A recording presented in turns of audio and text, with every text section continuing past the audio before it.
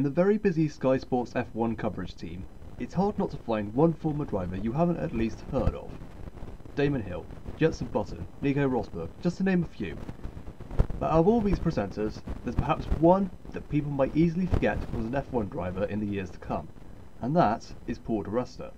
And part of the reason for that was how badly his final season went. Let's get into it. In 2010, he was racing in his fourth season of DTM, while also partaking in practice sessions for Force India F1. In DTM, he would achieve 3 wins, 7 podiums, and would edge out compatriot Gary Paffett to the title by 4 points, making him easy pickings for the vacant Force India seat for 2011, alongside Adrian Sutil. His maiden season in F1 was very decent for a midfielder, scoring points on 8 total occasions with a best result of 6th in Singapore. The VGM 04 he drove improved as the season went on, becoming comfortably the 5th best car by the final race. Another impressive thing to note was his consistency, being classified in 18 of the 19 races that season. Since there weren't too many driver changes for 2012, di Resta stuck with Force India, this time alongside Nico Hülkenberg. While the car wasn't quite able to make as many gains as the 2011 car did, di Resta still did slightly better, with 9 top 10s, including his new best results of 4th once again in Singapore. That might have seemed like a decent sophomore season, but 2012 really was a year that midfield stars were born. You got Pastor Maldonado, who gave Williams their first win since 2004. You got Sergio Perez, who achieved 3 podiums for Sauber. And what about di Resta's own teammate? Well, in qualifying for 2012, di Resta and Hülkenberg were usually pretty equal. It was the races, however, that Hülkenberg stood out more. With 11 top 10s, and had things not gone wrong with Lewis Hamilton, Hülkenberg could easily have won the season-closing Brazilian Grand Prix. Considering how many star performances there were for the midfield in 2012, di Resta's season seemed very quiet and mediocre. This was perhaps the main reason he was passed over at McLaren. Had Sergio Perez not had such a standout season, I do think McLaren would have strongly considered di Resta as Lewis Hamilton's replacement.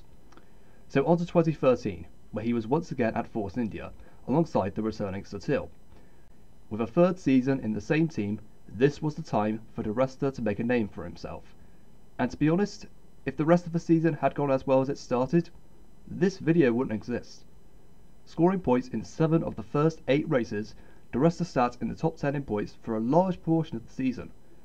But round 4 in Bahrain should really have been his defining moment. Qualifying 5th on the grid, di Resta moved up to a net 2nd place behind Sebastian Vettel, due to others' misfortunes, and his first podium in F1 looked within his grasp.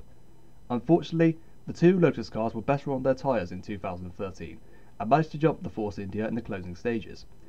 Despite only equalling his career best 4th place, it still got several people talking about him ever achieving race wins in a top team.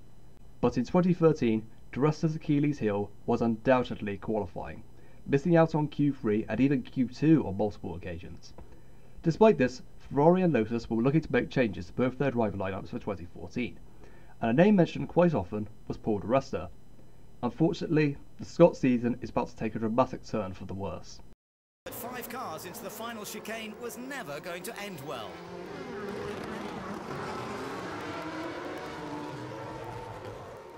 Okay, Paul, switch the engine off if that's so much damage.